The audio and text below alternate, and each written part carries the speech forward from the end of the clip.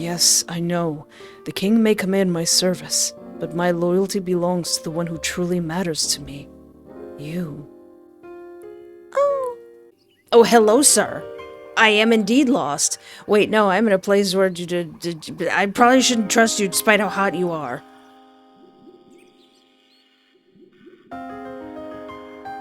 Hello and welcome to my YouTube channel. I am Espoir David, and today I want to play the Chapter 1 demo of Where Eternity Sleeps.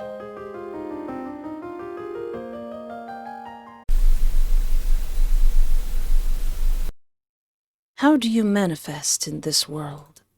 Kicking and screaming, she, her. Ooh. A name carries weight beyond words. It is essence, permanence, and possession. Speak it with care. I am Espoir. It means hope in French. Ah, so this is the thread that binds your soul. Espoir. Oh, it's the sweetest melody, one I could listen to for lifetimes. Do you feel it too? This harmony between us? This pull, this unspoken connection that has no beginning and no end. It's as though the stars themselves whispered your name into my soul long before you spoke it. Hey, I just got here. You're already charming me. Stop.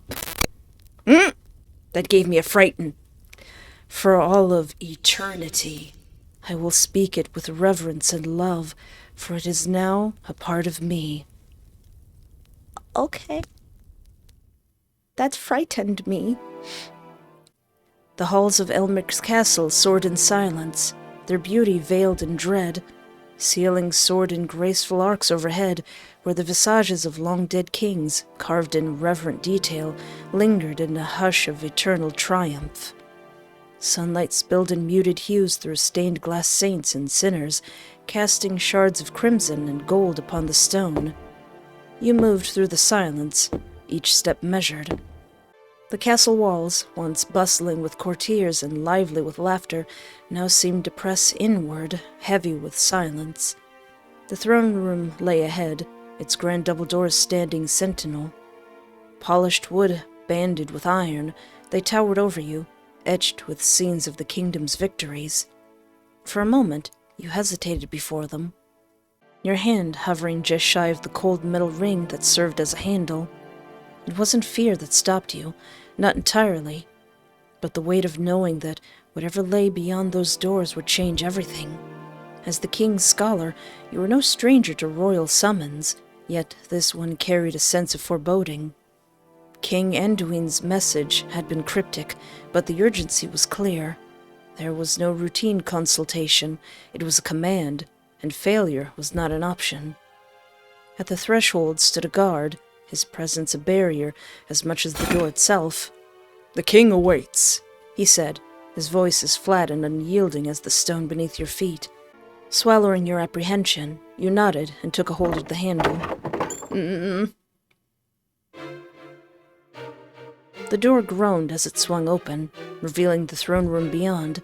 Chandeliers hung high above, their countless candles flickering in defiance of the somber atmosphere. Marble tiles glistened softly beneath the muted light, their quiet beauty heightening the disquiet that gripped you. "Oh, that's the king? Hi, king. What's up? You doing good today, sir?" "Approach." The word echoed down the length of the hall. You obeyed, bowing low before the throne. King Anduin sat atop it, his crimson robes pooling around him like a tide of blood. His crown, a relic of the kingdom's golden age, seemed almost too heavy for his head. "Message? Foreshadowing?" "Your Majesty." King Anduin leaned forward, his sharp gaze locking onto yours. "Do you know why I've summoned you?" His words were measured, but beneath them lurked an undercurrent of impatience. "I assume it concerns the disappearances, Your Majesty." You replied carefully, your words chosen with the precision of one walking a precarious path. "Assume?" The king spat, his tone cutting like a blade. I'm sorry, don't behead me. Is that what scholars do now? Assume? Eh.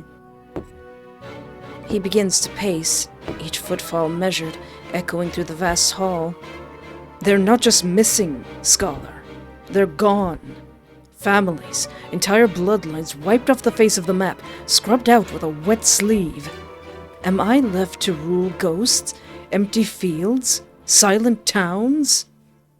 I am not the king of ghosts, you know. No, sir, but that's a sick title. There was no mistaking the irritation in his voice, low, biting, and impossible to ignore. He paced before you, his shadow long and looming in the flickering light. The people speak of curses, punishment for sins long buried beneath our cobbled streets. But I do not believe in curses. No, this is something else. His piercing gaze turned back to you. This is the work of someone inside our gates, someone who knows us, our strengths, our habits, our weaknesses. It is deliberate, methodical. They do not strike all at once.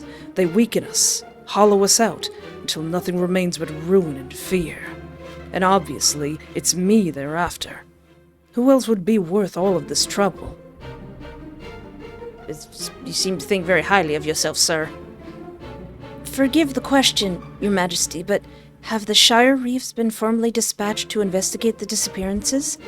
Given their jurisdiction and familiarity with the other settlements, their reports could provide us with valuable context.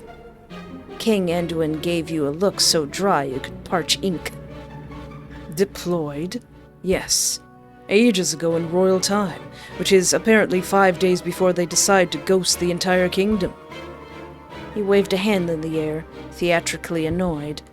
Vanished! Poof! Not a scrap of parchment or dramatic monologue left behind.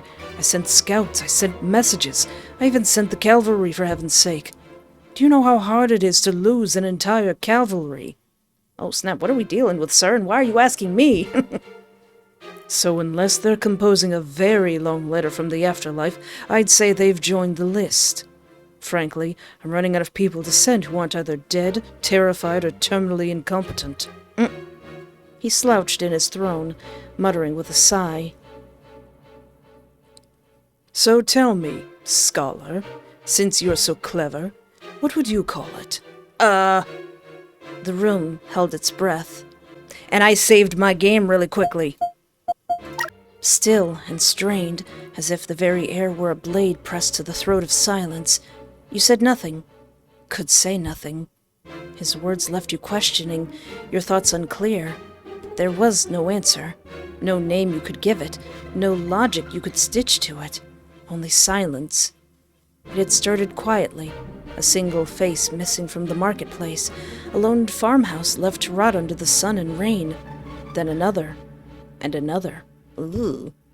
1 became 2, 2 became 10, 10 became towns.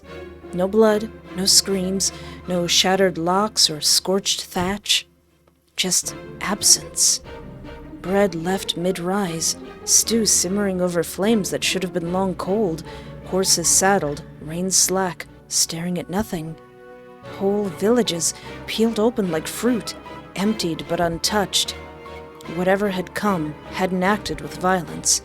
It hadn't been chaos. It was precise, unhurried, surgical, as if they had been plucked from their very existence. You had gone over it 100 times, searching for patterns, for logic, for something that could be called motive. But the more you studied, the clearer it became. This was no work of man, nor the savagery of a beast. Nothing human could have done this. Not like this. Aliens! I call it a mystery, Your Majesty, one that defies logic and reason. The king stopped abruptly, turning to face you fully. A mystery? He repeated the words like it tasted wrong on his tongue. I don't have time for mysteries. I need answers. I need truth. Something I can swing my sword at, not debate over tea. Answers won't come from steel alone, Your Majesty. Knowledge will be the blade that cuts through the unknown. The king regarded you quietly, his eyes calculating, weighing the truth in your every syllable. At last he spoke, his voice firm, each word laced with unshakable determination. Yes, knowledge, truth. And yet, truth alone may not be enough. He turned again, the weight in his steps heavier now. I feel it, scholar. Someone or something's out there. I don't know what, but I know it's watching me. It's circling me, watching, waiting. I can feel its fingers brushing my throat every time I close my eyes. The people are afraid, and they look to their king to be the last unbroken thing. But if I fall, what then? What hope do they have, if the one sworn to protect them can vanish like the rest? That really would suck. We just roll in, the entire king is just gone, like, oh crap, what are we gonna do now? I will not be next. I will not be forgotten. I will outlive whatever darkness is swallowing this kingdom. The people need a king who cannot falter. The people need a king who cannot die. Hey, don't you go on an evil quest to become immortal or anything. A chill spread through the chamber, his words wrapping around you like a cloak, heavy with their meaning. Surely he did not mean... No, such a thing was unnatural. A king beyond death? What would it take to achieve such a thing? What foul arts? At what price? The tension was broken by the sound of a voice you knew well. Cute. Your Majesty. Sir Anselm stepped forward from the king's side. The stained glass windows bathed him in a golden light, his armor glowing as though touched by the heavens, an ethereal presence in the room. To the court, he was the king's blade, Elmric's bravest knight. To you, he was Anselm, the boy you had grown up with. Aww. Surely such a perilous task should not be undertaken alone. His eyes lingered, a heartbeat longer than necessary, carrying silent pleas. Concern mixed with something deeper, an emotion he couldn't voice. His eyes were begging you to grasp the weight of his words. This is not merely about the task itself, but the dangers that lurk along the path.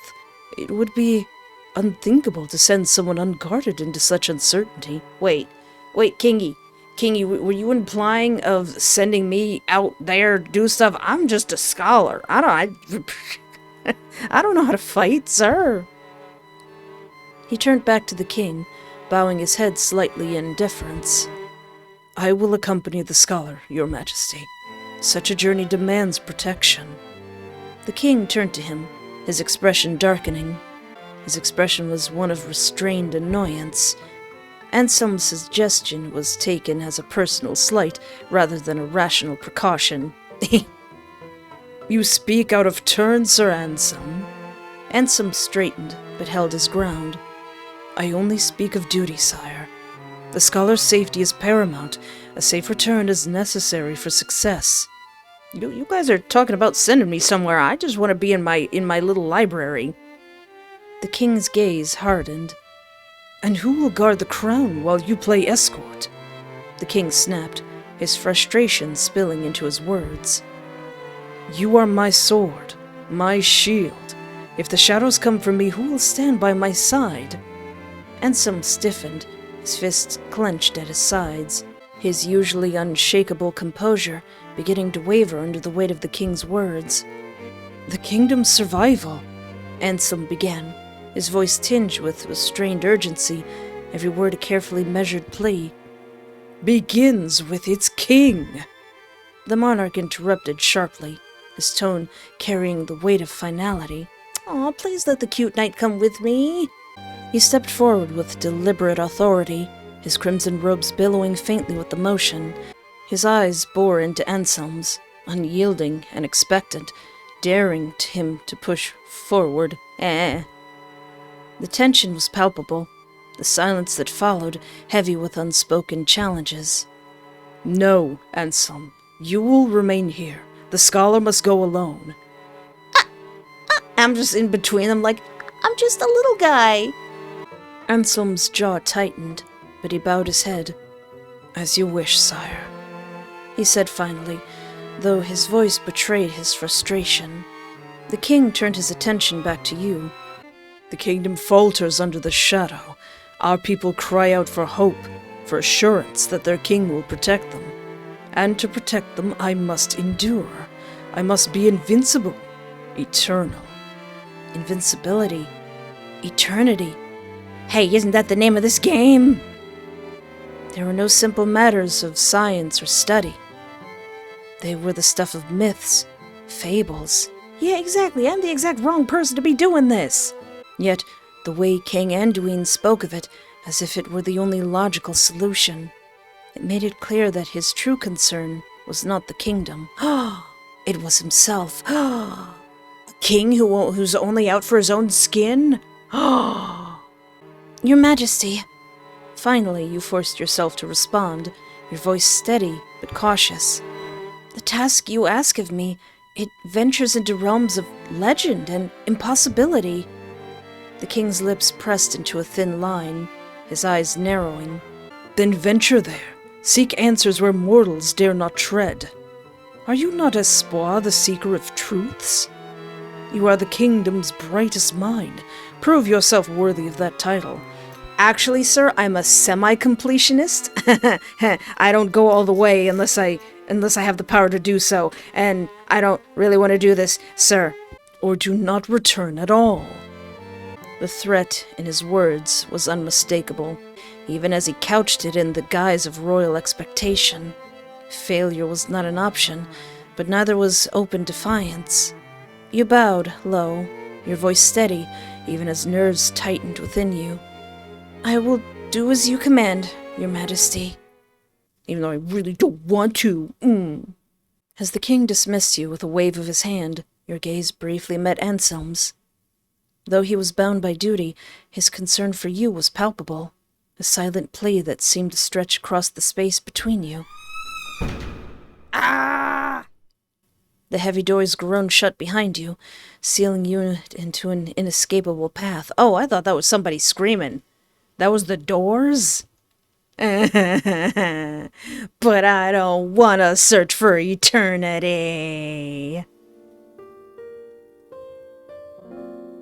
The Library of Royal Archives stood as a solemn fortress of knowledge, its towering shelves brimming with the wisdom of centuries. I want to be in here. This is my place. This is where I belong.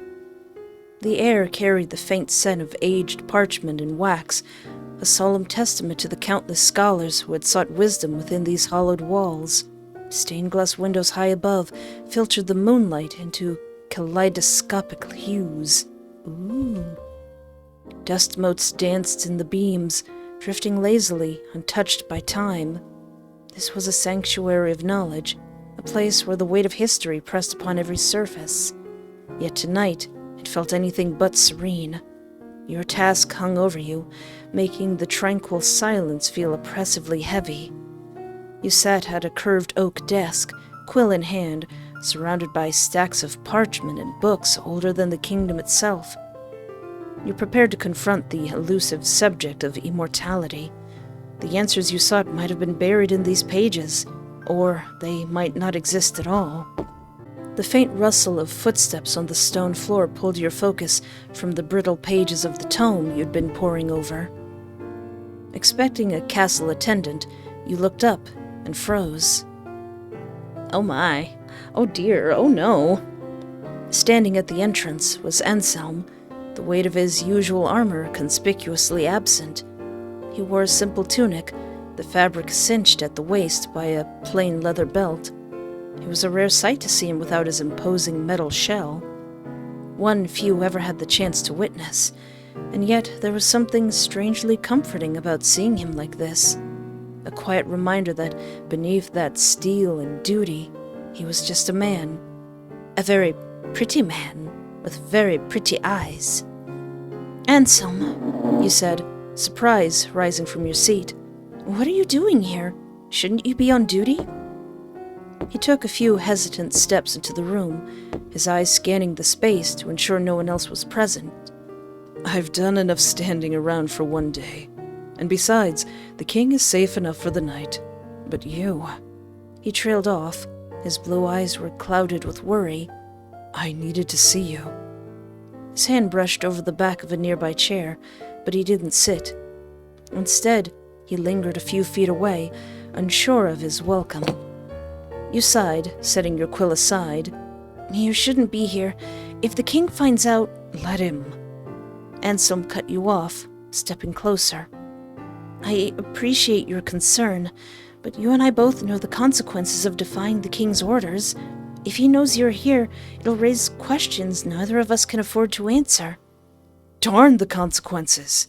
Anselm snapped, his sudden burst of frustration startling you. He ran his hand through his hair, pacing in front of the desk. You're poring over dusty books, preparing for a journey that no one alone should have to take. And I'm supposed to stand idly by? How can you ask that of me? Because I have no choice, you said firmly, though your voice wavered. You're familiar with the king's ways. If you disobey him, I'll be branded a traitor. Anselm finished bitterly. Yes, I know. The king may command my service, but my loyalty belongs to the one who truly matters to me. You. Oh. His words were like stone thrown into still water, rippling through your thoughts and catching your breath in its wake. He rarely spoke so plainly, his emotions always tempered by duty. Now, stripped of his armor and titles, he stood before you, not as a knight, but as the boy who had always been by your side. The boy who once stepped between you and danger, who believed in you when you couldn't believe in yourself. Anselm, you began, but he shook his head. Espoir, you're brilliant, the brightest mind this kingdom has ever seen. But brilliance does not stop blades or ward off beasts. You think I don't know the dangers you'll face? I've seen what the world can do to those who travel alone. I know the risks, but trust me, Anselm, I can handle this. No one can do this alone, not even you, he said bluntly, his eyes locking into yours. Maybe not, you admitted softly, almost afraid to be heard. But I must. If you come with me, the king will know. It'll be the end of us. He'll punish us both, and I can't let that happen. The king's punishment means nothing to me. Failing to protect you would be a wound deeper than any blade could match. My life is yours to spend if it keeps you from harm. Oh. You shook your head, the weight of your resolve pressing down on you. You have no idea what's out there, Anselm. The things I've read in these books, the places I'll have to go. If you come, it won't just be the king you'll have to fear. It'll be something far worse, you say, hoping to dissuade him. None of that matters to me. I would stand between you and every blade, every shadow that dares touch you. I would face it all, without hesitation, without fear, because your safety means more to me than my own life ever could. If pain must be felt, let it be mine. Even if it takes every piece of me, I would give it all just to see you at peace. As long as I live, every breath is yours. So long as my heart beats, it beats only to keep you safe. Not because I must. But no matter the cost, I'll always reach for you. I need to recover from that. Sir, a line like that, the speech like that's gonna get you pregnant. It's gonna get us both pregnant. His throat tightens, struggling against the overwhelming tide of emotions threatening to break free. Please, Espoir, let me protect you.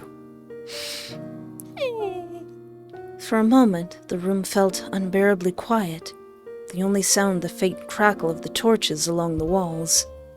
Anselm, I can't let you throw your life away for me. Anselm's shoulders slumped, his eyes breaking away as if seeking refuge elsewhere. Then promise me one thing. What? Promise me you'll come back. No matter what happens, no matter what you face, promise me you'll return. You hesitated, the weight of the promise threatening to crush you. No, not try. Promise me. You looked into his eyes, searching for the right words. I promise. That's a scholar promise right there. I gotta keep it. You said, at last, though your chest ached with the uncertainty. Anselm released a steady breath, the stiffness in his body easing. Good. That's all I needed to hear. He lingered for a moment longer, his hand twitching, yearning to reach for you again. But then he stepped back, the mask of composure returning to his face. Be careful, Espoir. He said simply before turning and walking away, his retreating figure swallowed by the shadows of the archive. You stood there for a long moment, staring at the spot where he had been. The ache in your chest deepened, but you pushed it aside, turning back to your books. There was no room for doubt now. The journey ahead would demand every ounce of your focus, and every piece of your heart. I can't give it away to Anselm. I gotta stay focused. After days of tireless searching, your body ached, and your mind felt like it teetered on the edge of exhaustion. The faint glow of the lantern cast long, flickering shadows across the forgotten stone walls. The quiet hum of the archives was a relentless companion, the monotonous drone that pressed into your thoughts as you sifted through the brittle text and fragmented scriptures. Scriptures spoke of mythical armors, potions brewed under rare moons, and gods whose blessings demanded unimaginable sacrifices. None of it felt concrete. None of it felt real. The deeper you dug, the more the legends seemed like lies spun to ensnare the desperate. Then, as your fingers brushed the edge of yet another meaningless text, the air shifted. The lantern's flame flickered wildly, as if caught in a sudden gust, though the room remained deathly still. Before the light could steady, something sharp jabbed into your palm. Ow! Ow! You hissed, drawing back. Your fingers came away, smeared with blood. There, beneath where your hand had rested, the stone seemed to drink the droplets greedily. You stared, heart hammering, as lines of crimson crept into the cracks, forming a spiral pattern across the surface. Oh, that's not good. The markings pulsed faintly, like veins under skin, and then, without warning, the stone beneath your feet gave way.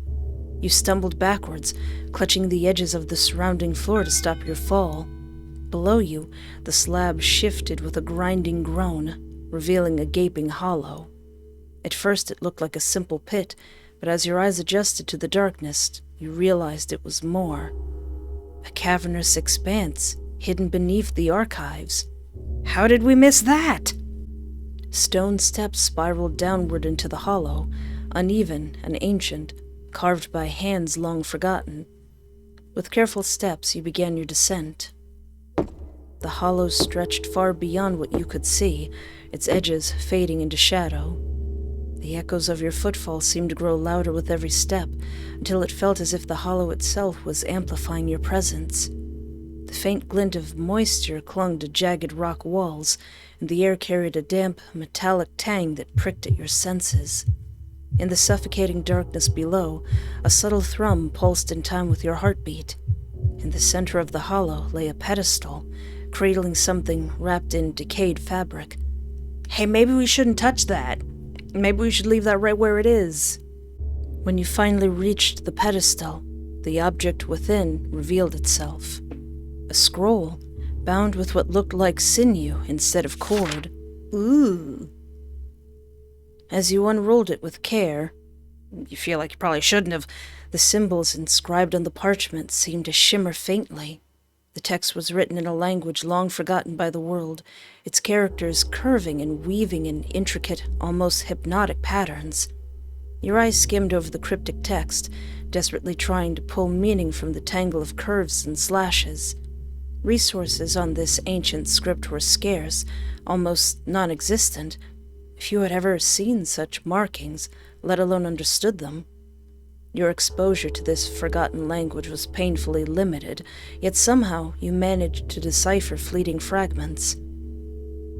Rin, Thuris, Arthol, Veyel, Norash. I feel like something's gonna like come through a portal and descend into my room.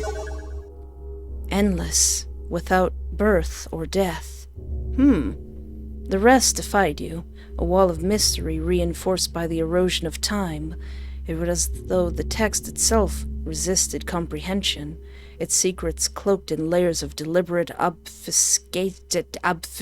it don't like me looking at it, and centuries of decay. Yet, despite the near impossibility of decoding it, you knew someone who might help, a scribe whose expertise in ancient tongues bordered on obsession. Renowned for unraveling cryptic texts thought impossible to decipher, this individual possessed a unique skill that could unlock fragments of meaning hidden within the faded symbols. However, even such expertise had its limits. You couldn't ignore the possibility that this script contained knowledge forever lost to the ages. The weight of the scroll felt heavy in your hands. Its presence felt wrong, unsettling. It didn't belong to this world anymore, and yet it had found its way to you. With reverent hands, you coaxed the warm parchment into its torn bindings. For now, it would remain in your possession. Whatever secrets it held, whatever truths had been lost to time, you would uncover them. As you turned to leave, a faint gust of air exhaled from the hollow itself, brushing past your neck. Oh, we let something out, didn't we? Didn't we? See. Ah! I'm going to assume that says hello, nice to meet you, hope you're having a good day, and doesn't say anything like, return the slab. A shiver ran down your spine as the whisper touched your neck, a soft, sorrowful, and far too close. It scared you. It scared me, gosh dang it. The scroll remained firmly in hand, and the decision to leave this haunted hollow was made without hesitation. The answers would come, but you couldn't shake the feeling that they would demand more than you were ready to give.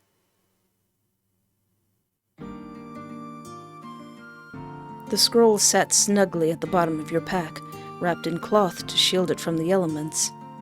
Around it, you had packed only the essentials: dried rations, a flask of water, a hunting knife, and a few light cooking utensils, just enough to prepare basic meals over a fire.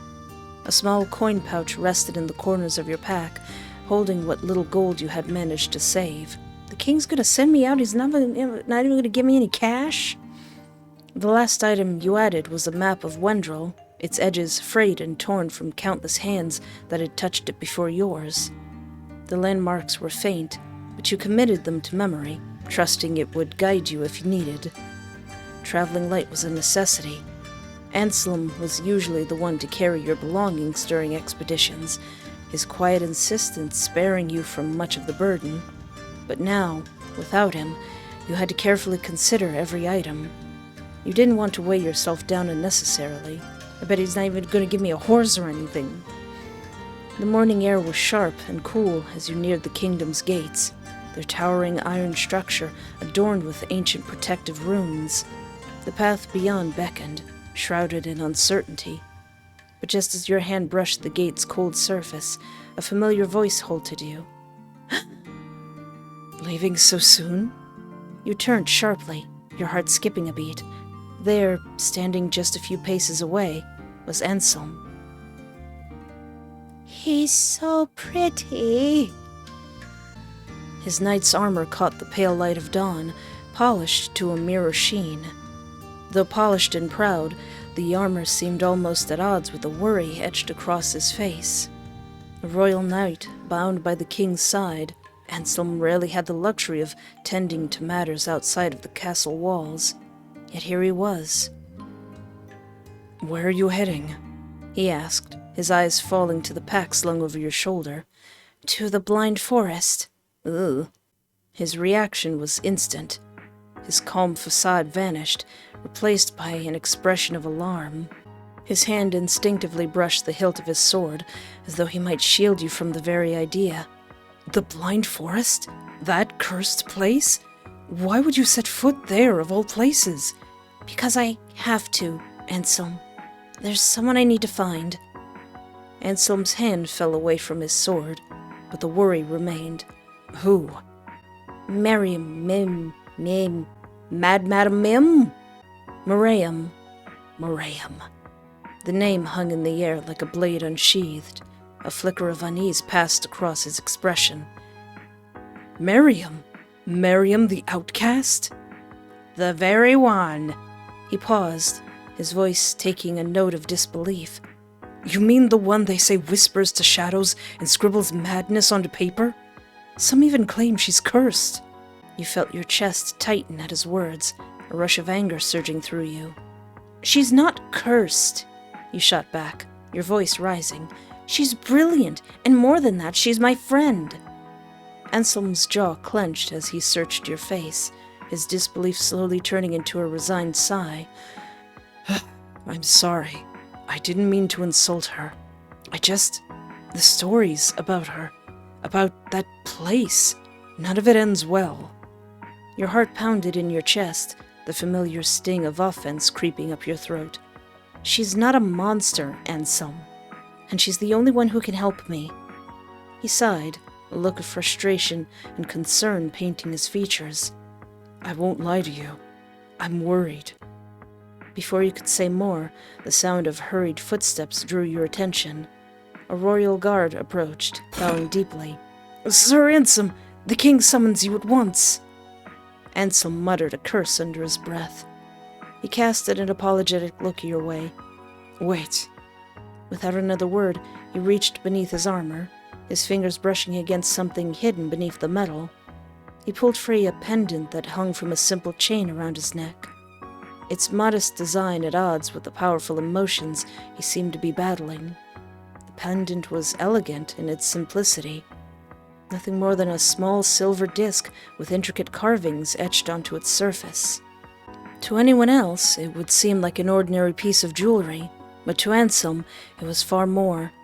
It was part of his past, a piece of his mother's legacy. This belonged to my mother, Anselm said softly, holding it out to you, his fingers trembling slightly as he extended it. She always watched over me, and now I want her to watch over you. Ooh. You stepped back, your heart heavy with the weight of his words. Anselm, no, I can't take that. It's too important to you. It is important, he insisted, his voice resolute. That's why it belongs with you. Thank you. I love you. I want a part of me to be with you, always. This is my vow, a thread that binds us. Even when fate pulls us apart, no matter how far you go, no matter what paths you take, you'll never truly be alone.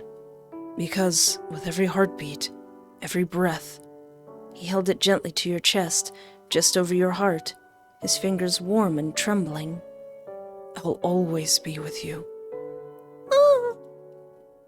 The silence that settled was soft, delicate, and heavy with unsaid words. The guard who had been waiting for Anselm blinked, visibly startled by what he had just witnessed. He stared at Anselm in stunned disbelief. This was the kingdom's renowned knight, a man celebrated for his unwavering composure and iron resolve in the face of danger. He who stood like a fortress to all, now flickered with something fragile, like a flame behind glass. Anselm, suddenly aware of the guard's gaze, cleared his throat, a nervous tick betraying his flustered state as he tried to disguise the pink coloring his cheeks. Charm him? Tease him?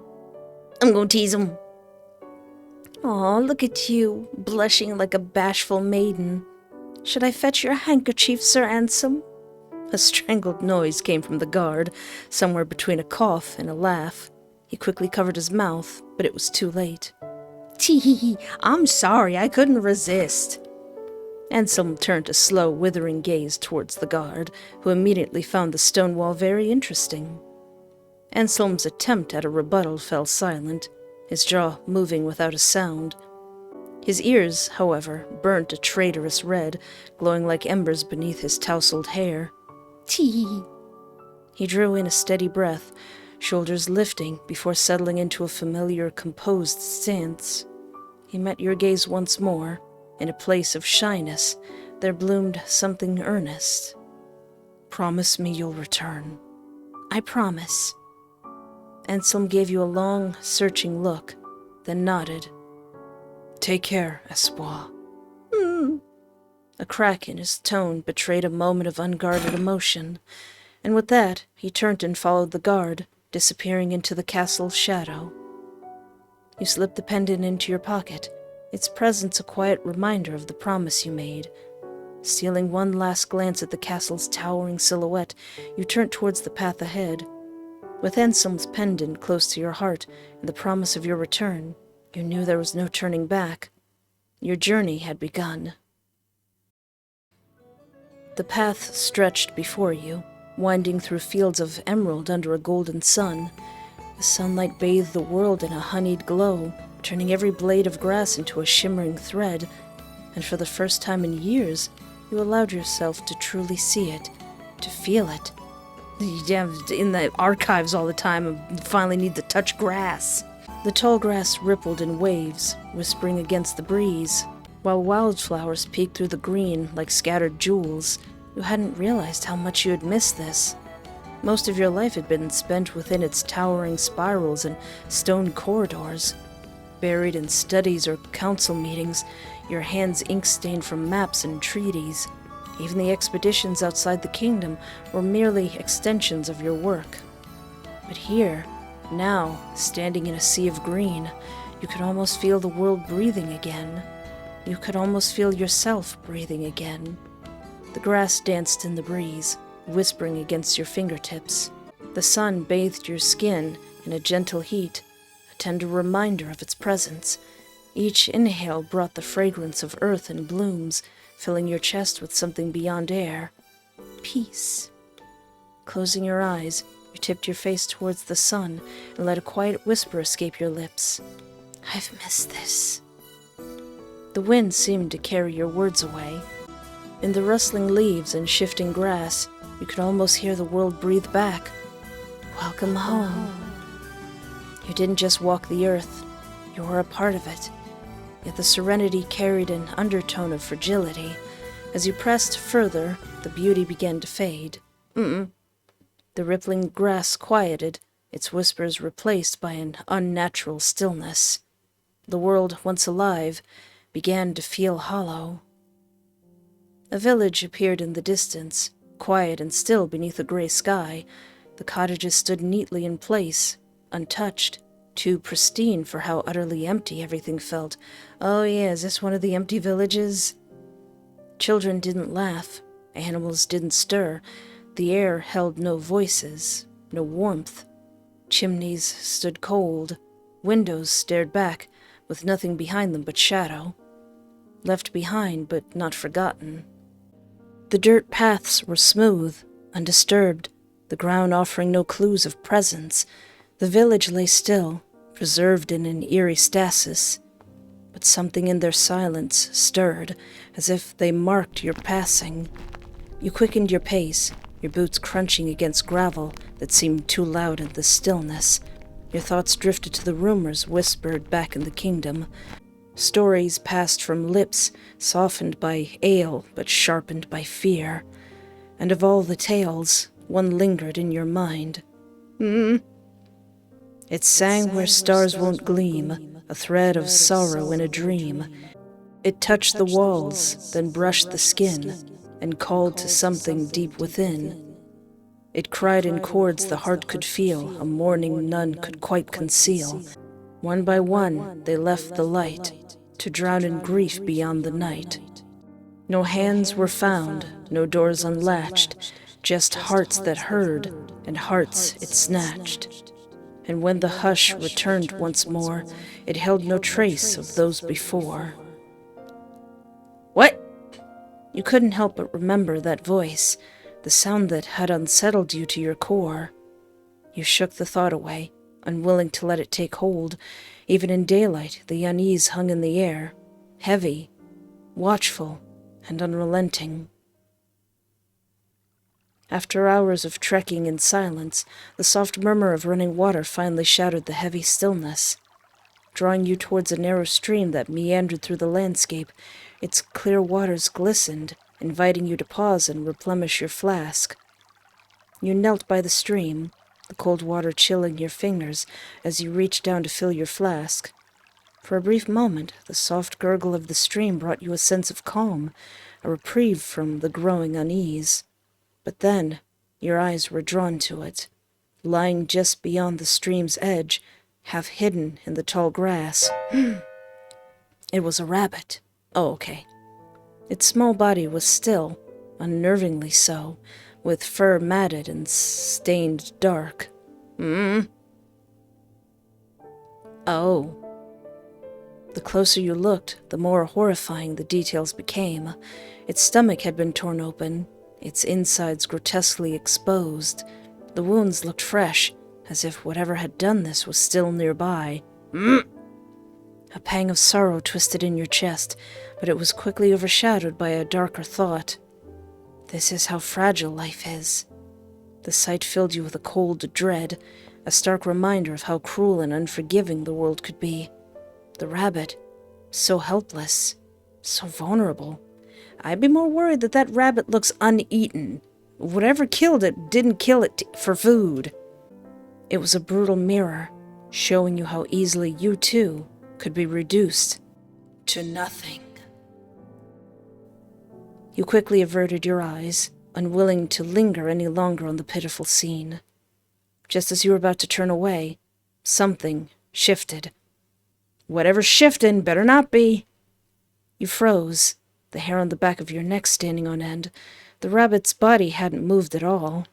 It better not. It remained still. Unnaturally so. It better remain still. It better not start getting up and tap dancing or nothing.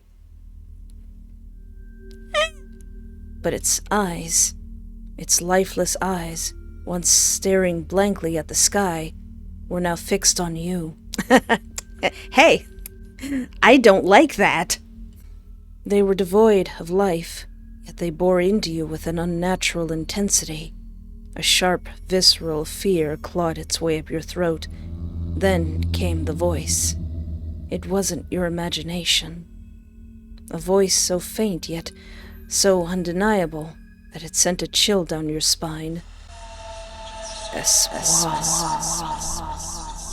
The voice wasn't outside of you. It was inside you, coiling through your thoughts like a predator circling its prey. You stumble back, your flask slipping from your hands and splashing into the stream. The rabbit's head twitched, its lifeless mouth sagging open as if it were about to speak. Hey, didn't I tell you not to move? Didn't I tell you not to move? I don't like that. I don't like it when things move and they're not supposed to move. You wanted to move, to run, but your legs felt rooted to the ground.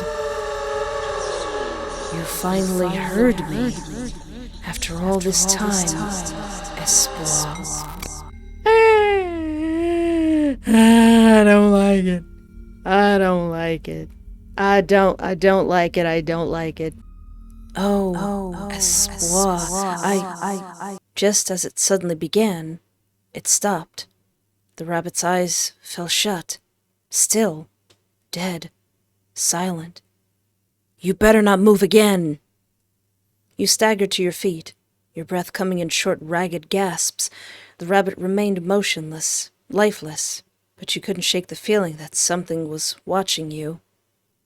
The world seemed to shudder under the heavy darkness, bending its will towards you. A deafening crack of thunder shattered the moment, the skies erupting as rain began to pour in torrents. The storm seemed to erupt out of nowhere, drenching you in seconds. You jerked upright, adrenaline coursing through your veins. You snatched up your flask with trembling hands, stuffing it into your pack before turning on your heel.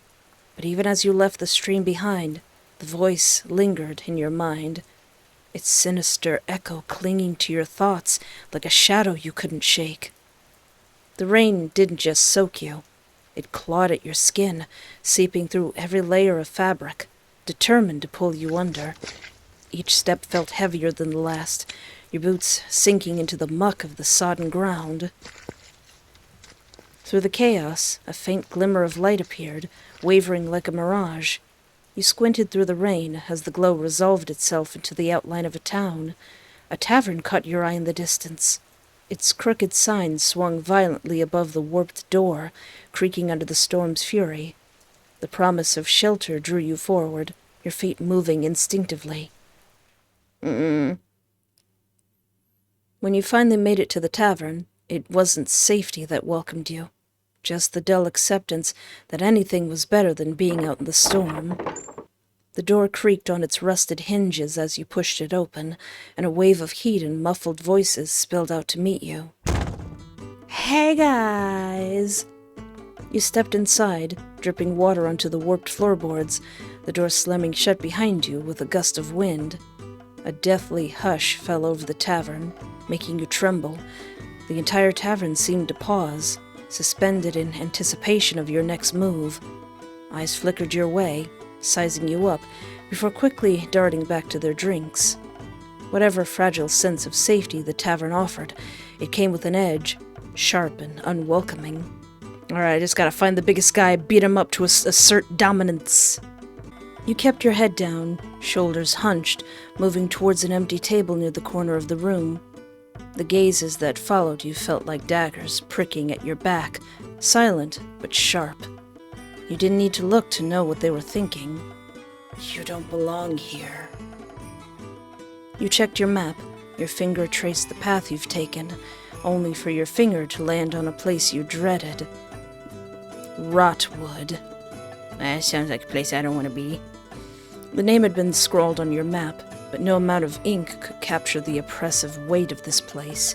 Lying on the outskirts of the eastern forests, it had become a haven for those the world had spat out, bandits, poachers, and outlaws. Not because it was safe, but because here, the strong ruled and the weak learnt to disappear. The noise of the room ebbed and flowed around you, but your focus was on keeping still, drawing no attention. Your hand twitched towards your map again, but you stopped yourself. It was better not to look lost. "You lost, little lamb?" The voice startled you, low and honeyed with a sly undertone that immediately put you on edge. You looked up to find a man standing over you, his grin sharp and his eyes sharper. "Oh, hello, sir.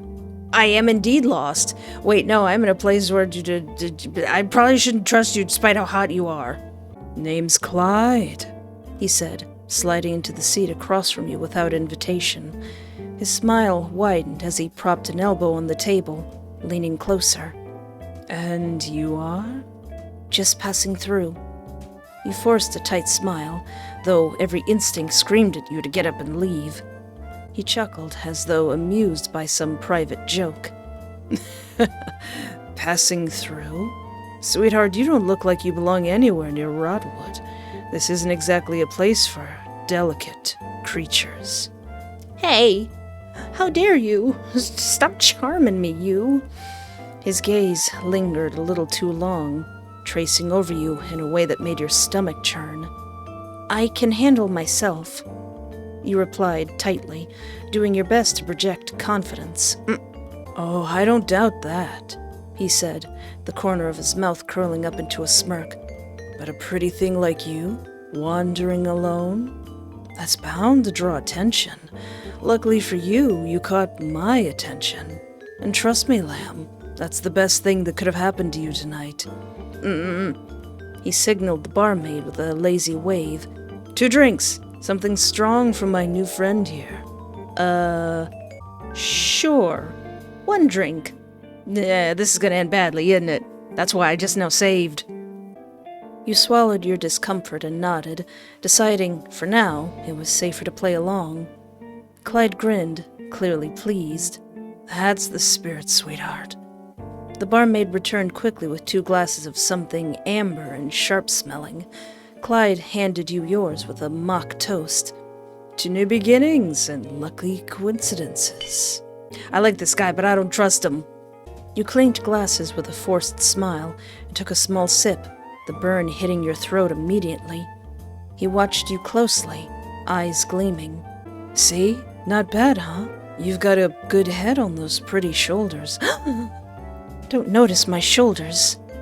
He leaned in, his voice dropping to a murmur. "Bet you've turned more than a few heads, haven't you?" "I don't really—" "No need to be modest. I've got eyes, lamb." His smirk widened, eyes raking slowly over you. It wasn't a compliment, it was an evaluation. I mean, look at you. You're one hard to miss, Lamb. Stunning, alone, and just asking for trouble. I guess fate's finally on my side. He let the words hang in the air, testing your reaction. You didn't answer. His hand brushed yours on the table, fingers ghosting over your knuckles, testing your boundaries. Tell me something. You got someone waiting for you? You stayed silent a beat too long. No. It came out quieter than you intended. Clyde's grin sharpened. Didn't think so. A lost little lamb in a den of wolves. You've put on a brave face, but I can tell Rotwood's got you rattled. He leaned in further, his voice lowering to something almost intimate. But hey, you don't have to be scared. Not with me around. Stop! If you keep doing that, I'm gonna trust you! 1 second, his hand brushed against yours. The next, his arm wrapped around your shoulders with the kind of ease that said he didn't need permission. He didn't even look at you. He already knew you wouldn't move. I can keep you safe. Real safe. I've got a place not far from here. Warm, quiet. You'd be treated real nice. That's not... I just needed a place to rest. You tried to keep the tremble from your voice. Clyde didn't seem to care. Oh, I'll give you rest, sweetheart. All the rest you need. Why do I get the feeling that you're actually not going to let me rest, and that you're lying? His voice was smooth, practically purring with the promise of more. He let out a smug little laugh, eyes practically glowing with confidence in your compliance. You don't have to play tough with me. I can make it so easy for you. He let his arm slip casually around your waist now, tugging you a little closer, enough that you could feel the heat of his body next to yours. Let me show you how much easier things can be. His breath fanned your ear, and for a split second, you felt yourself losing your composure. Aw, don't look so tense, Lamb. I don't bite, unless you want me to. Stop! You could feel his fingers splayed across your side now, possessive, claimed. Your drink sat untouched in your hand, the room pressing in around you. Before you could respond, the tavern door creaked open, and a lanky, anxious-looking man rushed in, his clothes soaked from the storm. He spotted your companion immediately and made a beeline for the table. "Boss!" the lackey stammered, his voice trembling. Someone's here to see you, boss." Clyde didn't even spare him a glance. "Then deal with it. Can't you see I'm busy?" He gestured towards you with a lazy smirk. "Hey, don't let me get in the way of your business." "I've got company." The lackey swallowed hard, his eyes darting nervously between you and his boss. He leaned in closer and whispered, but you overheard him clearly. But, boss, it's someone from the Royal Vanguard. He specifically asked for you, and he said it's urgent." That finally got his attention. His smile vanished, replaced by a scowl as he turned to glare at the lackey. "I thought I told you idiots to take care of it." The lackey fidgeted, his face pale. We did, but... Useless," he snapped, shoving his chair back as he stood abruptly. His hand slammed against the table, making you flinch. "Every last one of you. Useless." He turned back to you, his grin returning, though it was sharper now, less amused and more calculated. "Don't go anywhere, Lamb. I'll be right back." Before you could respond, he stormed out of the tavern, his lackey scrambling after him like a scolded dog. The door slammed shut behind them, leaving you alone at the table, your pulse racing. You stayed frozen for what felt like an eternity, the tension in your chest threatening to choke you. Minutes passed, but he didn't return. Are we not going to see Clyde no more?" Seizing the opportunity, you slipped out of your chair, moving towards the door as inconspicuously as possible. Every step felt like a gamble, but you made it outside without incident. The air hit you like a wall as you stepped outside. The silence was unsettling, a stark contrast to the storm you were expecting. Oh, well, oh, shoot. I didn't mean that literally. Clyde's body. Well, I guess we really won't be seeing him no more. The headless corpse lay sprawled in the mud at your feet, grotesquely twisted, carelessly discarded. Blood gushed from the jagged stump of his neck, pooling thickly in the rain-soaked earth before spilling out in dark rivulets, winding like sinister veins towards the gutter. His lifeless form was unnervingly still, yet the violent scene around him felt alive. Your breath caught, your legs threatening to buckle.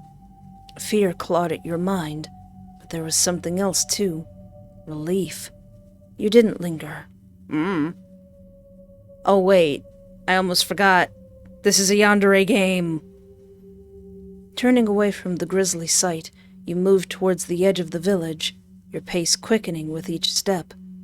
It wasn't until you reached the town's exit that you noticed them. The man's lackeys, standing in the open. Their eyes locked onto you, wide with terror, and for a moment you thought they might chase you. But then they ran. Not after you, away from you. Their horrified expressions lingered in your mind as you pressed onward, the damp ground squelching underfoot. Whatever had happened, whoever had killed the man, you weren't going to wait to find out. The rain had stopped, but the storm hadn't truly passed. You just had to keep moving. We're just gonna leave that on the ground behind us. The muddy path leading away from the tavern glistened faintly under the pale moonlight, the remnants of the storm pooling in small puddles at your feet. You paused on the ground, glancing back towards the faint glow of Rotwood's lanterns in the distance. The thought of staying at a nearby inn had crossed your mind. A warm bed, a roof over your head. It would have been a tempting option under different circumstances. After what happened today, the idea left a bitter taste in your mouth.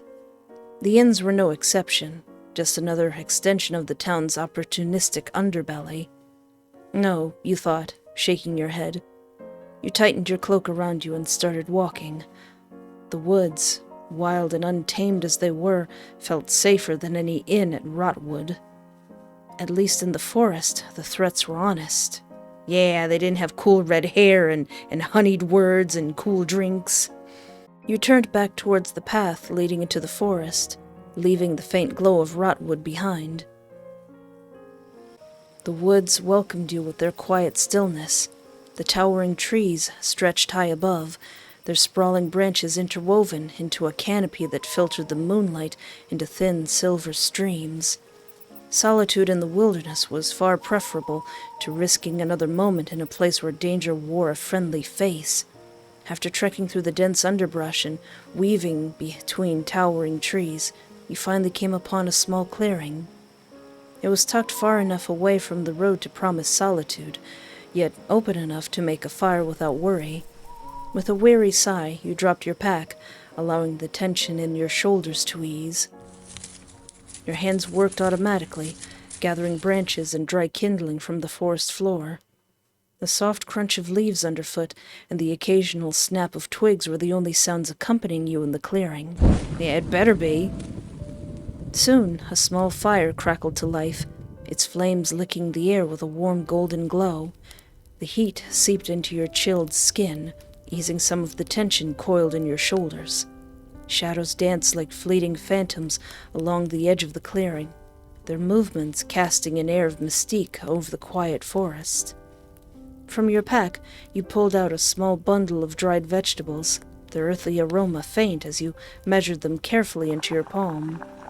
The small pot balanced precariously over the fire as you filled it with water and stirred the mixture with slow, deliberate movements. Steam rose in lazy spirals, vanishing into the cool night air as the faint scent of cooking wafted around you. I have never had campfire soup. The rhythmic bubbling of the pot filled the silence, blending seamlessly with the occasional rustle of leaves stirred by the wind. Your gaze flicked towards the shadows surrounding the clearing. As you tried to focus on the soothing repetition of stirring the soup, there was a lingering unease pricked at the edges of your awareness. Something about the vast, open darkness felt alive, as though the woods were watching, waiting. As the soup neared completion, a sound broke through the quiet. "Oh, it's just my own stomach, right?" You froze, the wooden spoon pausing mid-stir. The noise had been low, guttural, almost too loud to be yours. "Oh, it wasn't my stomach?" You instinctively pressed a hand to your abdomen, but the sensation was absent. As you convinced yourself it was nothing, a memory surfaced. How, without fail, every time your stomach grumbled, Anselm would immediately take notice. No matter the time or circumstance, he'd insist on preparing something for you, often teasing you lightly before presenting a dish with a warm smile. The memory brought a soft chuckle to your lips, a gentle wave of gratitude filling your chest. You let the thought stay with you a while longer, its warmth easing the unease in your heart. Smiling to yourself, you turned your attention back to the task at hand, feeling a little less alone. The soup was a welcome comfort, simple, warm, and soothing. You savored each bite, letting the heat work its way through your tired body. You edged closer to the fire, stretching out beside it for warmth. Once your meal was finished, you took time to arrange a makeshift bed in the clearing. Piles of dry leaves were gathered and layered carefully, forming a soft mound to cushion the forest floor. Your cloak draped over the leaves provided an additional barrier against the dampness. Your pack became your pillow, its warm fabric stiff but familiar as you settled into it. For a while, you simply lay there, staring up at the sky. The canopy above was dotted with stars, their light breaking through the gaps in the trees like 1,000 tiny beacons. It was breathtaking. Countless stars filled the sky, but tonight it made space just for you. Each constellation seemed to pulse faintly. You let your mind wander, imagining the stars as watchful guardians, their steady presence a silent reassurance that, despite everything, this night would pass.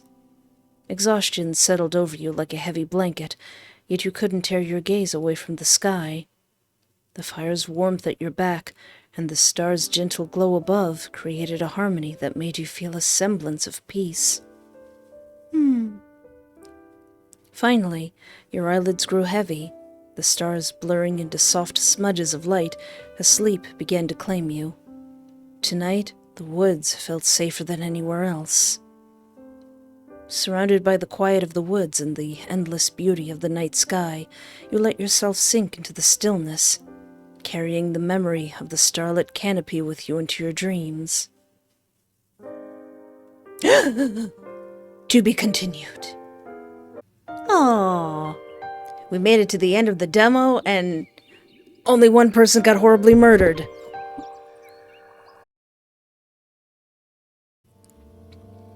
So I don't know if the ending is different, the very end. I don't know if we end up in the same place, but what if I say no, Clyde, I don't want to drink. maybe that would save you from being beheaded, but nah, I'm good. I'm good, buddy. You shook your head, sliding the mug back towards him. No, thank you. Clyde's grin froze, and for a moment, the air between you felt like it might snap. What? Oh, come on now, he said, his voice syrupy sweet, but with an edge that made the hairs on your arms stand. Don't be like that. It's just a drink. From me. I don't want it. His grin stretched wider, but it didn't feel like a smile anymore. And the music ominously stopped. You don't want it? He leaned forward, elbows resting on the table, and you could feel the weight of his gaze pinning you in place. Or you don't want it from me? You shook your head quickly, trying to keep the atmosphere from thickening any further. That's not... I didn't mean it like that. I'm not trying to make things personal, you said quickly, hoping to diffuse whatever this was turning into. Funny, it feels personal. He tilted his head, studying you like a puzzle he was itching to take apart. You sit here all quiet and polite, like you're too good to share a drink with me. Like you're too good for this place. Too good for people like me. Well, I kind of am. Like I'm a scholar to the king. The king. That's not it. You swallowed hard, keeping your voice calm and measured. I don't drink, is all.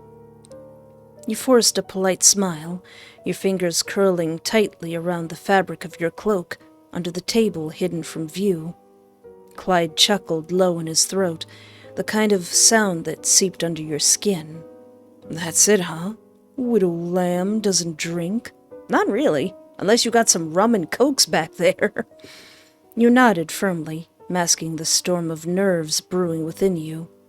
Or you just don't trust me? A little bit of both, actually.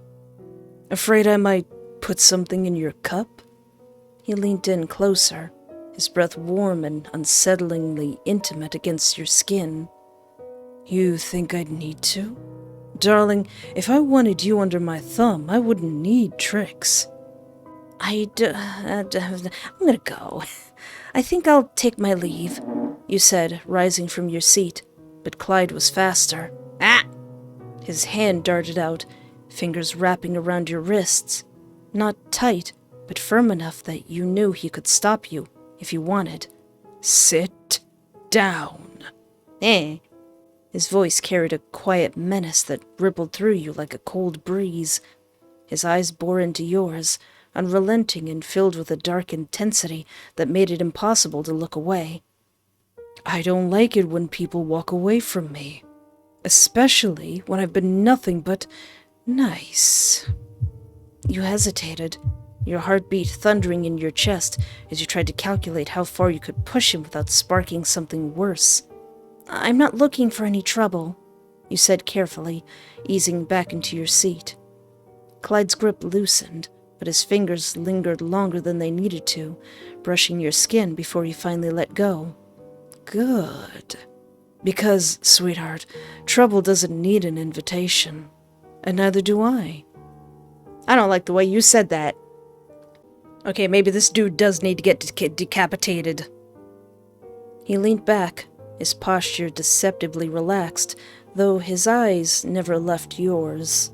You don't get it, do you? He said, almost conversationally. When you walk into a place like this, someone's bound to claim you. If it's not me, it'll be someone worse. His smile sharpened, his teeth bared in something that wasn't quite a grin. But don't worry. I've got a soft spot for little lambs who don't know any better. I can take care of myself. You forced the words out, trying to sound more confident than the hammering of your pulse allowed. Clyde laughed, with just enough amusement to make it unnerving. Oh, sweetheart. His voice dropping to a murmur, meant only for you. You wouldn't last a day. But lucky for you, I'm feeling generous. Help? Help? His gaze dipped to your hands, folded tightly in your lap, then back to your face. You stick close to me, and no one will touch you. No one but me, of course. Before you could even process his words, the sharp bark of the tavern owner's voice sliced through the tense air, snapping your attention away. Clyde! The hulking man stood behind the bar, arms crossed and eyes like steel. If you're gonna cause a scene, do it outside. Clyde didn't look away from you, his grin tightening into something mean. Just having a friendly chat, old man, he drawled, though the tension in his shoulders betrayed his irritation. The owner's gaze didn't waver. Now! With a low hiss of breath through his teeth, Clyde pushed back from the table, his chair scraping loudly against the floor. He stood, towering over you for a moment, before he leant down, his lips brushing just close enough to make your skin prickle. Careful now, little lamb. This place has a way of swallowing up the weak. And me? I don't like sharing. He straightened, casting one last smirk at the tavern owner before sauntering towards the door. It slammed shut behind him, leaving the room heavy with silence. The owner shook his head, his expression softening as he turned to you. You're not from around here, are you? You shook your head, Clyde's parting words still heavy in your mind. The owner sighed, setting his rag aside. You'd best watch your step. That one's trouble, especially when he doesn't get his way. If he set his sights on you... He trailed off, the rest of the warning hanging unspoken in the air. Nodding, you gathered your things and stepped outside. Oh, we don't find his corpse. The muddy path leading away from the tavern glistened faintly under the pale moonlight, the remnants of the storm pooling in small puddles at your feet. You paused on the road, glancing back towards the faint glow of Rotwood's lanterns in the distance. The thought of staying in a nearby inn had crossed your mind. A warm bed, a roof over your head. It would have been a tempting option under different circumstances. After what happened today, the idea left a bitter taste in your mouth. The inns were no exception, just another extension of the town's opportunistic underbelly. No, you thought, shaking your head. You tightened your cloak around you and started walking. The woods, wild and untamed as they were, felt safer than any inn in Rotwood. We're sleeping on the ground tonight. As the soup neared completion, a sound broke the quiet. I need that soup. You froze, the wooden spoon pausing mid-stir. The noise had been low, guttural, almost too loud to be yours. So wait, was it my stomach or not my stomach? You instinctively pressed a hand to your abdomen, but the sensation was absent. Uh-oh. Ignore. Listen to your gut. Save your game. Oh, what happens if we ignore it? After a moment of holding your breath, you shook your head, exhaling a nervous laugh. Perhaps hunger had muddled your senses. It had been a long day, and exhaustion had a way of playing tricks on the mind. As you convinced yourself it was nothing, a memory surfaced. How, without fail, every time your stomach grumbled, Anselm would immediately take notice. No matter the time or circumstance, he'd insist on preparing something for you, often teasing you lightly before preparing a dish with a warm smile. Oh, I want to go back to our cute night, childhood friend. The fire's warmth at your back and the star's gentle glow above created a harmony that made you feel a semblance of peace.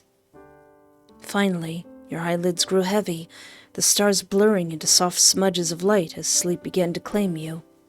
Tonight, the woods felt safer than anywhere else. Surrounded by the quiet of the woods and the endless beauty of the night sky, you let yourself sink into the stillness, carrying the memory of the starlight canopy with you into your dreams. The fire's warmth had coaxed you into a deep, dreamless sleep, its cracking rhythm your lullaby beneath the open sky. But serenity was ripped away as a crushing weight suddenly bore down on you, stealing the breath from your lungs.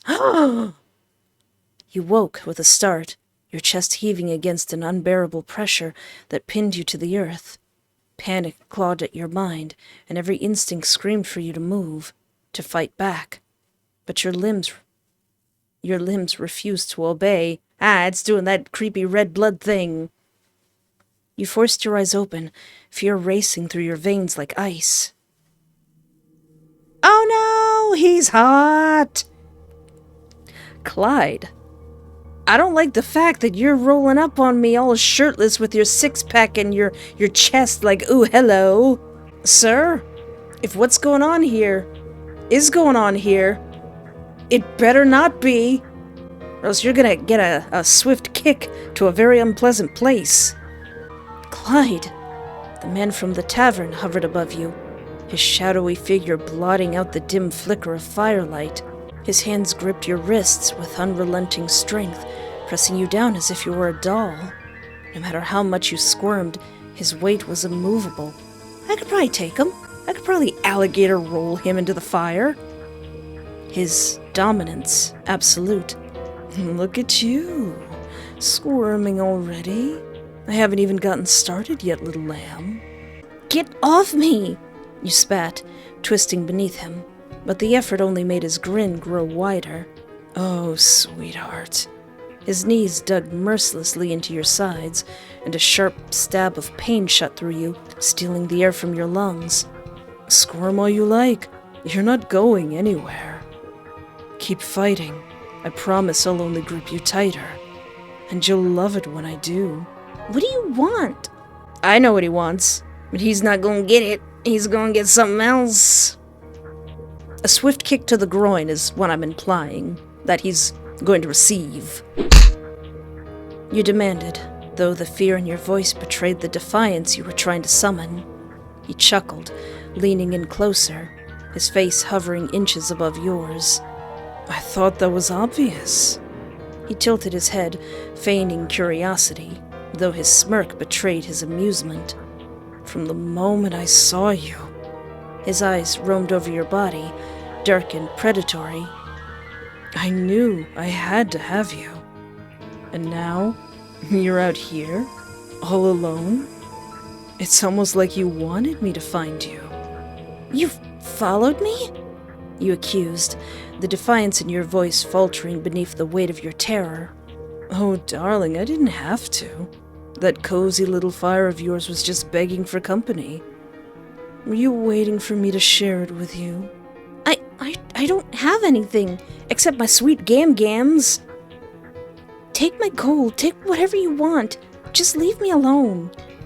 And what would I do with your scraps of gold? Releasing your wrists, his hand trailed over your shoulder, lingering there before his fingers traced the delicate curve of your collarbone.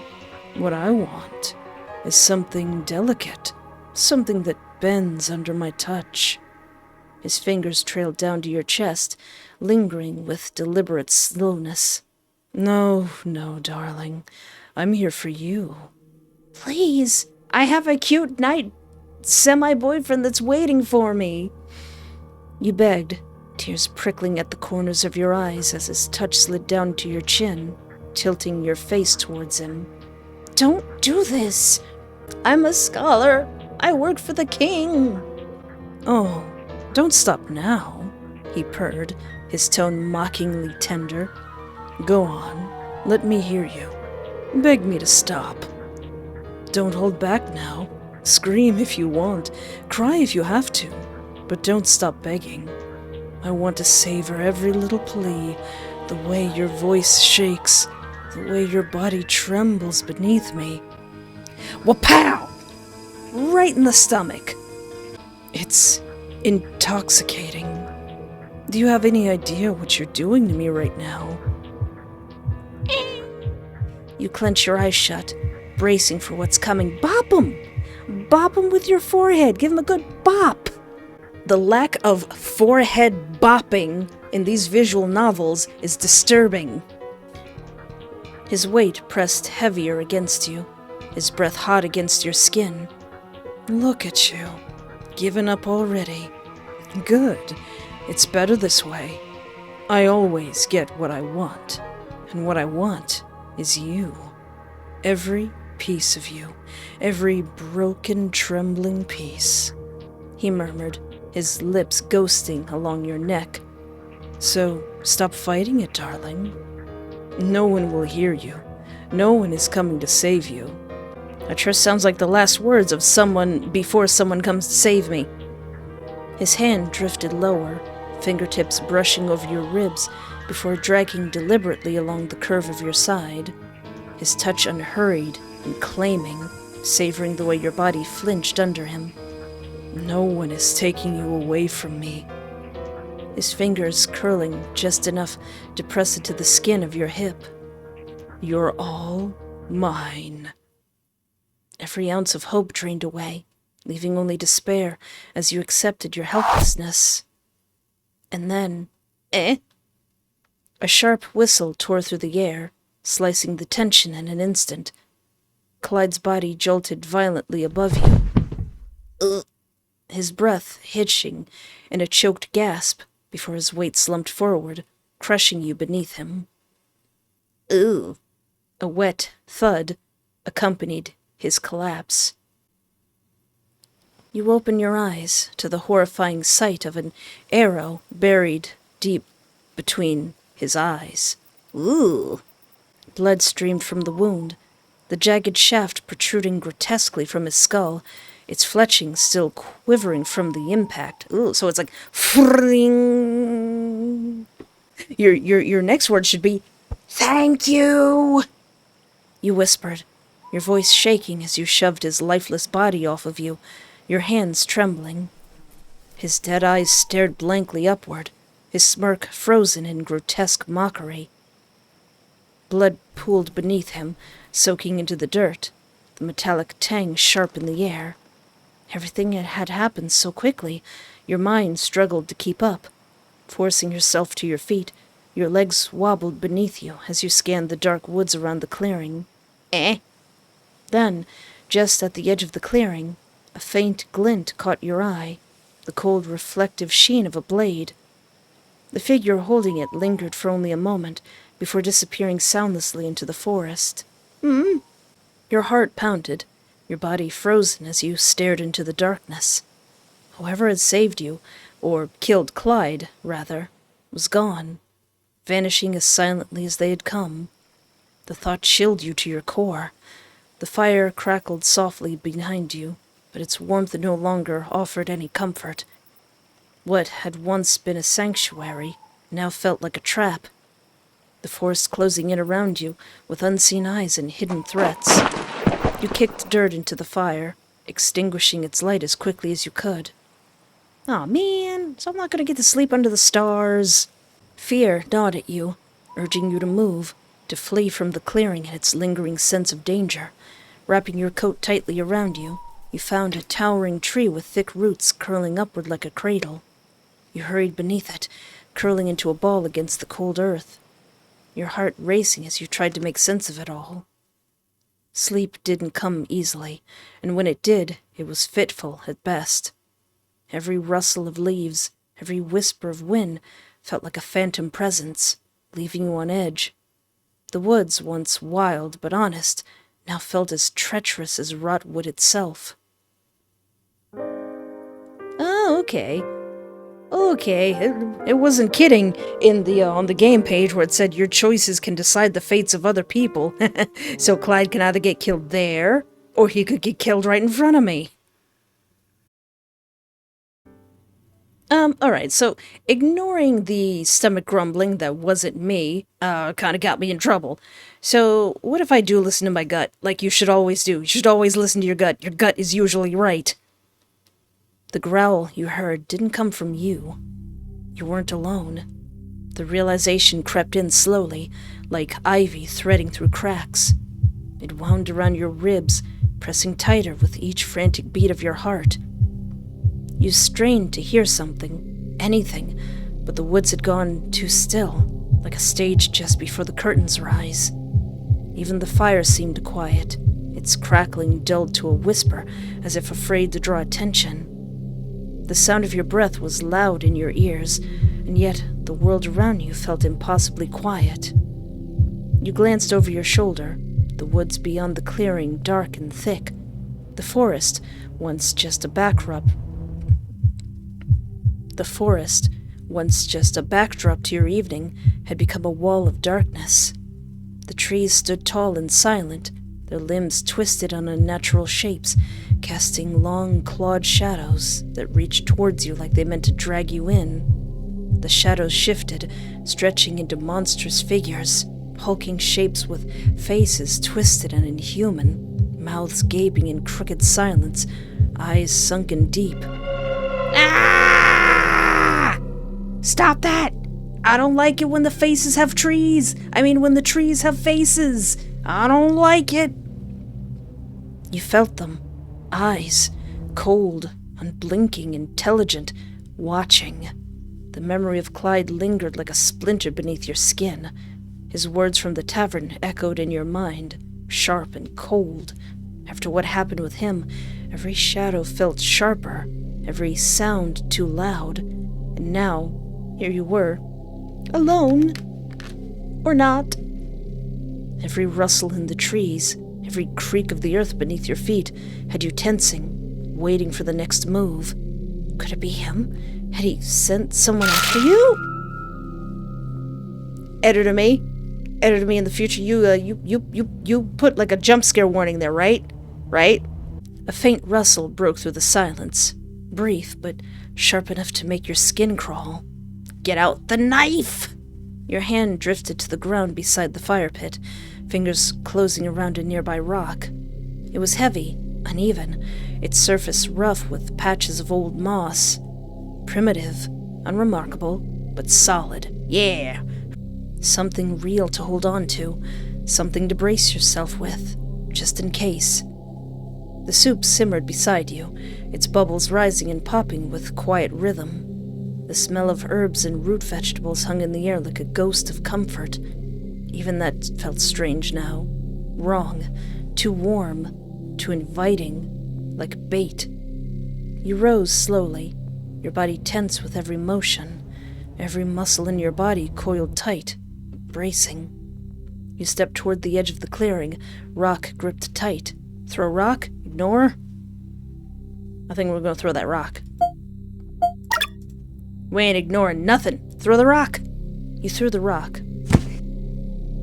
It struck the ground with a dull thud. Nothing. Throw that rock! Another rock. You threw it further this time. Eh! A rustle. Movement in the underbrush. You froze. Could be an animal, you tried to reason with yourself. Throw that rock! You grabbed a third stone, heart thudding, and threw it with more force. Clang? Clang? Metal? The sharp ring echoed like a whisper between trees. You straightened, spine tensed. That was no animal. Eh! Then another sound, subtle but distinct, the heavy, muffled creak of armor shifting against itself. You took a step back. How strange. Bandits rarely wore metal. Too noisy, too costly. They relied on speed, on shadows. They preferred leather, rags, things that let them slip through the dark unnoticed. This was something else. Is it Anselm? Is he being a little stalker? And yet, whoever it was, they hadn't moved towards you, hadn't drawn their weapon, hadn't stepped into the firelight. If they meant to strike, they had their chance. Or maybe they were watching, waiting for your guard to drop. You didn't dare convince yourself you were safe. Quietly, you knelt beside the fire. Your hands moved with care, breaking the logs apart, pressing ash over the coals until the light gave its final sigh. With your pack slung tight and the rock still clenched in your hand, you turned from the clearing. With each step into the forest, the silence felt deeper, pressed tighter. You didn't look back. You would rather rest somewhere else, somewhere unwatched. Eventually, you found it, a small hollow tucked beneath the roots of an old twisted tree. Half concealed by brambles and shadow, it offered no comfort, but enough shelter to hide. You slipped inside, crouching low, the rock still in your grip until your fingers ached from holding it. But nothing followed. A quiet, fractured exhale passed your lips, your body stiff like it had forgotten how to relax. Here, away from the fire, the night was colder, but quieter. You set the rock down beside you, brushing aside loose twigs and debris, just enough to lie back against the roots. You needed rest. Not just for your body, but your mind. For the journey still waiting beyond the trees. So you let your eyes slip closed, slowly, cautiously. And the dark, for now, held nothing but sleep. Ooh, boy. Ooh, this is branching. The branches is branching, because now Clyde is still technically alive. And I think that was Anselm in the forest. Was that Anselm out there being my protector? Aww. But yeah, thanks to those choices, Clyde is still alive. I wonder if he'll redeem himself at some point. Oh yeah, going all the way back to the beginning, what if we don't take the pretty pendant that beautiful, gosh darn, darling Anselm gives us? No, honey, no. I'm not sure if I can accept something so precious, Anselm. If anything happened to it while I was gone, I'd never forgive myself. His hand lingered in the air a moment longer before his fingers curled inward as he slowly withdrew the pendant. I understand. He held the pendant gently, running his thumb across the surface with quiet reverence. Then, with a soft exhale, he slipped it back into the space between the plates of his armor, nestled close to his heart. Oh, it was foolish of me. I just thought, if I cannot be by your side, then at least let me leave a piece of myself for you to hold. His voice cracked ever so slightly towards the end. Oh, but he quickly cleared his throat. You stepped forward, wanting to say something, anything, wanting to ease the quiet pain behind his eyes. No need to fret. I'll manage, like always, he said quickly, as if trying to convince himself. Underneath the sadness, a sincere, almost fragile smile bloomed. Your safe return is all I ask for. You hesitated, then nodded. I promise. His eyes clung to yours, haunted by the fear of an inevitable goodbye. Take care, Espoir. Though the guard beckoned, Anselm paused, bargaining silently, offering one final gaze, heavy with all the words he couldn't bring himself to say. He turned, hesitant, his steps betraying a heart not yet ready to follow. The light skimmed his armor, but there was no shine left in his stride, only the heaviness of goodbye. You stood alone now, silence wrapping around you like a heavy coat. The pendant was not in your pocket, yet its absence pressed against you all the same. Ow! You told yourself it was the right choice, though your chest still ached where it would have rested. As you finally turned towards the road ahead, a piece of you stayed behind. With the boy who offered you more than a charm, with the boy who watched you go with hope in his eyes. Your journey had begun, but so had his waiting. That was something you'd carry with you every step you took. Well, I made a promise. I made a promise that I would come back, so that's what's gonna happen, because I made a promise. The path stretched before you, winding through fields of emerald under a golden sun. The sunlight bathed the world in a honeyed glow, turning every blade of grass into a shimmering thread. And for the first time in years, you allowed yourself to truly see it, to truly touch grass, to feel it.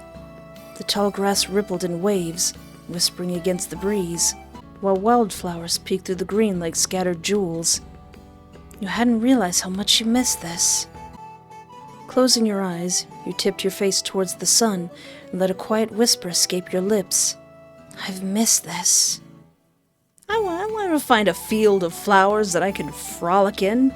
I want to tiptoe through the tulips. The wind seemed to carry your words away.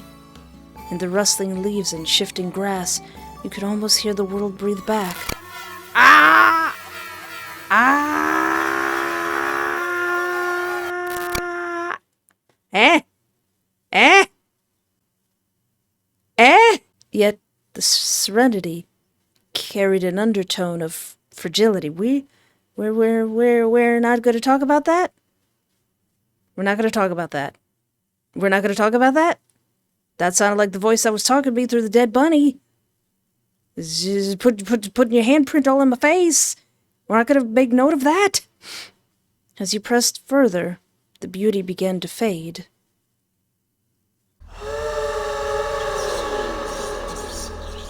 Oh no!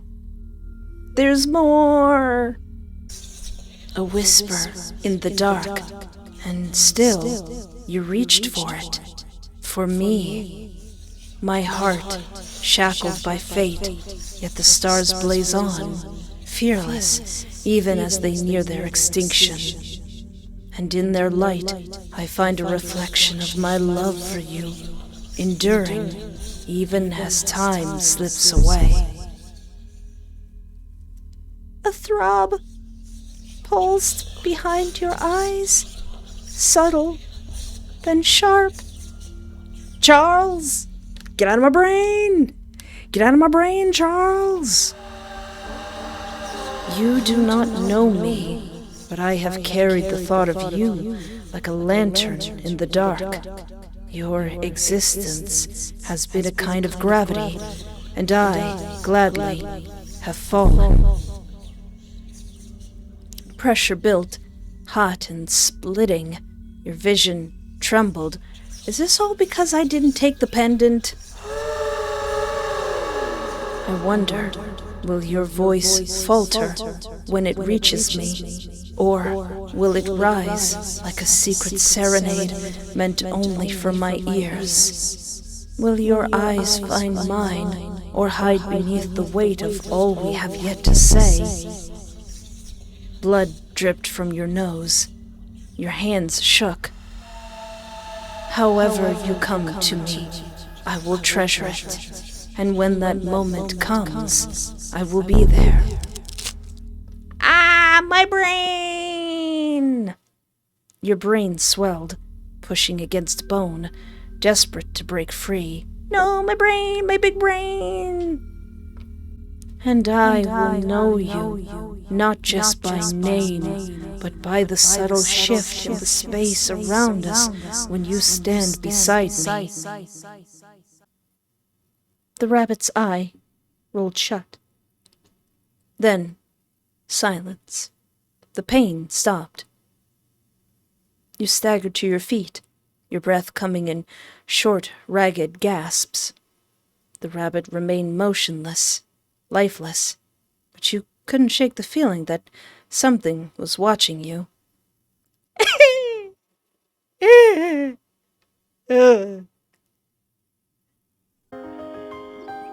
Well, that last part was mildly terrifying.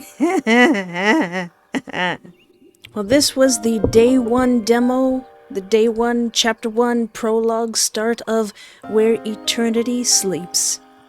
And apparently that's what the king wants us to find. We're just a scholar. We're just a little guy who likes books.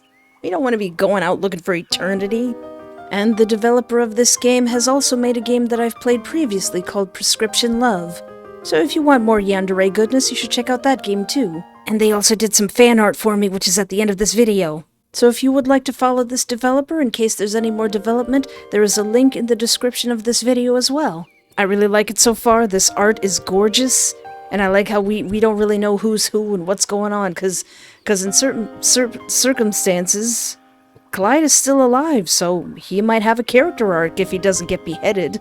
And if you would like to see me play more amazing visual novels, feel free to peruse my channel, and don't forget to like, subscribe, or interact in any way that's comfortable for you, because it helps us get closer to 100,000 subscribers. Well, for now, thank you so much for hanging out with me. Take care of yourself, have a great night, and remember, there is always hope.